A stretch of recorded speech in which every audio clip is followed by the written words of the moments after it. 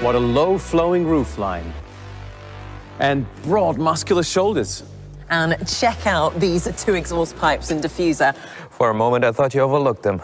What you might have overlooked is the doppia gobba, classico. Italian classic race car style is what we would call them.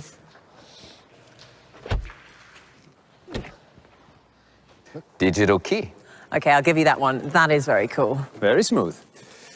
Merino all over. And bicolor seats. Check out the instrument cluster. Right, gentlemen, I think it's time I took this for a drive.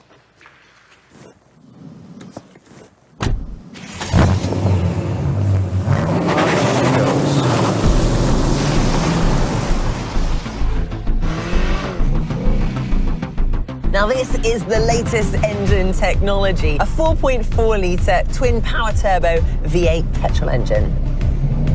What a beast, 530 horsepower. From 0 to 100 kilometres an hour in 3.7 seconds.